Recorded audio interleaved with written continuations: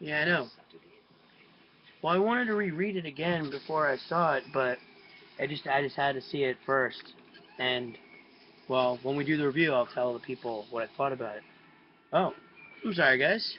Yes, we're gonna go over Ender's Game, as you can clearly see. And here is the beautiful, most amazing book of my generation by Orson Scott Card, Ender's Game. It was probably one of my favorite books when I was a kid. I got this when I was maybe I think 14, maybe early, a little bit earlier. Yeah, my parents told me to pick one book, and when we were at one of those bookstores, Barnes and Noble, or I don't know which one it was, but they told me to pick up any book I wanted, and I picked up this one, and I probably didn't understand it when I was 14, but I did enjoy it, and I still enjoy it to this day. I've read it probably I don't even know how many times, but I always loved it, and I was actually awaiting when I heard they were going to be making a movie out of it in around I want to say 2009, I believe. I jumped at the chance. I went on everything I could have to find out who was going to be involved, and then the next thing you know, the cast list started. So it was very interesting to see how everything went down from this book to the big screen. But yeah, like so finally a movie I've actually been waiting for since my childhood finally makes it to the big screen. And despite its reviews and people I've talked to, and yes, some have and have not read the books, it actually leads to quite a discussion on what's wrong with it. That's where the conversation kind of gravitator. Can't even speak today. If you can't tell, I'm a little bit sick, and I do apologize if you can't understand me. Um, yes, unfortunately, one of the greatest novels of my generation to reach bookstores is actually it's actually bad in theaters. At least in my opinion. I mean, not to shit on anything, but it was bad. But I mean, come on, you have one of the biggest novels to get to the big screen, and you botch the adaptation. I mean, for what? I mean, how many times do I actually have to repeat myself in these reviews? And I'm looking at you, directors. Hey, directors, producers, look at me. Yeah, I'm looking at you. Look at me. I'm gonna say this one more time. There are some elements that you need to have a novel-based film. Look, I get that you can't have every single little bit of of a book into a movie. I get that. You can't take 330 pages of awesomeness into 2 hours. Sometimes you just can't do that. Lord of the Rings got lucky. Some books actually did get lucky on they spawned fandoms and they got better as the movies went on. But some just tank. It was actually very interesting to see this one tank like this.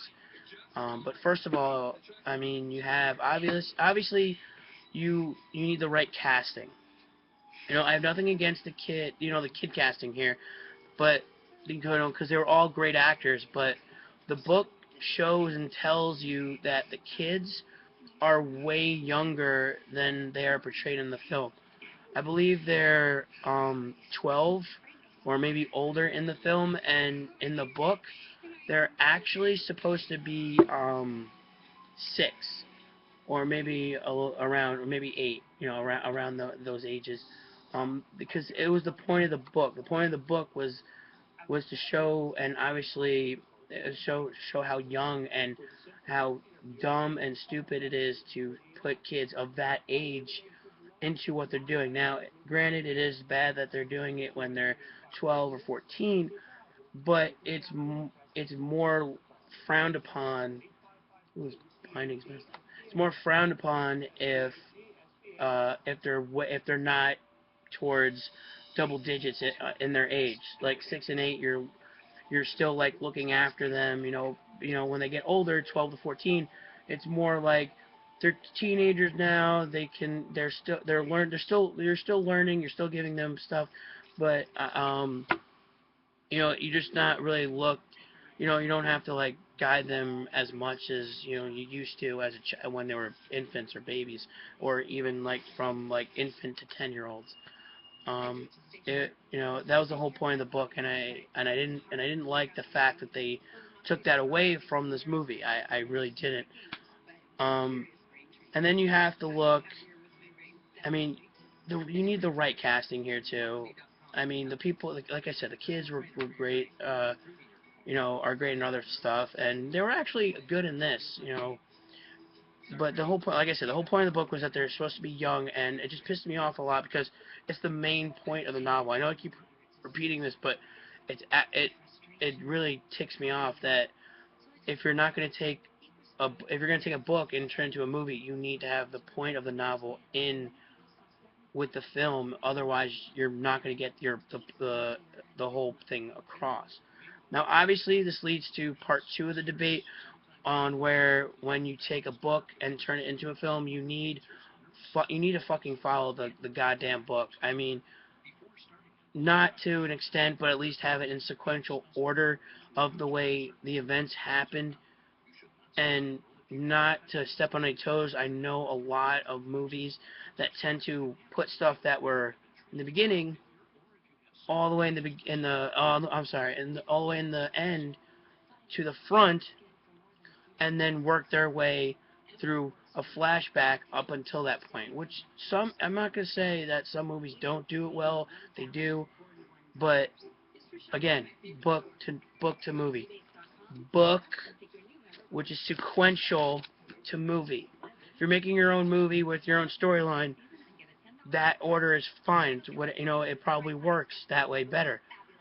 But if you're having a book, you can't really set that up well enough to do that when people already know the book. Start with page fucking 1. Don't go to page like 300, where the biggest battle or the biggest part of the book happens, where everyone gets shocked and like, oh my god, I gotta read the second one to come to this. It just pisses me off. Look, the majority of the time you actually get every single, like I said, it's pretty much what I'm talking about right now. Every single aspect of the book. You can't put it sometimes. I get that. It's called writing, and if you have a great script and hoping have an amazing cast and director, you'll do more well at the box office. But it all starts with smart writing, and look at every Oscar and Emmy and any award-winning show or film. Chances are great writing was obviously involved, and the awards tell you that. And it's either that or people are really dumb. But obviously those films are classics because they're classics. But look, it had to be done. In my opinion, it wasn't really based on this amazing film. It probably took maybe 100 pages, maybe a lot less than what was actually in here. But the good side about this is that it was an actually incredible looking film. The visual effects blew me away. I actually loved them. It was like on a movie it's on its own. It was fantastic. It was well directed. The writing was great. But sadly, we don't live in that universe, and it is based on the novel. I'm sorry, it's not based on the novel, and so I can't really in good conscience, cannot recommend this. I will say, however, I also do recommend it. Yes, that's right, Garbarians is a first for this review show because it's the first a double recommender. I don't recommend it because let's face facts. As someone who's read the book a couple times, you can't have that. But on the other hand, I do not approve of this film because it doesn't follow it the right way. But I do. I'm sorry, I'm having trouble with my voice here.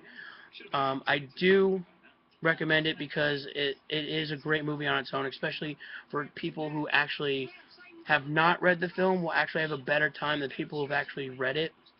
The people who haven't read it will definitely enjoy it more because it's a movie. Like for them, it's a movie on its own. They don't care what the book says. They don't care what it means. They just like it because it's a great movie, and that's exactly what it is. If this didn't exist and it was just this, I probably would have had a better time. I'm not gonna lie. If I didn't read this about 100 times, I probably would have been fine. But you can also subscribe to my channel because it's also fine. But I do recommend this. I double recommend her. So if you want to check it out, please do. It's actually really good, especially if you've never read this. But as obviously, I'm going to encourage you guys to read this book because it's a book and you should always be reading. I know I should read more often than I do. But yes, subscribe to my channel. Also share on Facebook and on Twitter because you're awesome like that. Also, you already know the drill, so make sure you guys pack your bags, people, because we're going to Asgard. That's right. Thor and Loki are back with some brotherly love tips, so make sure you guys stay tuned for that.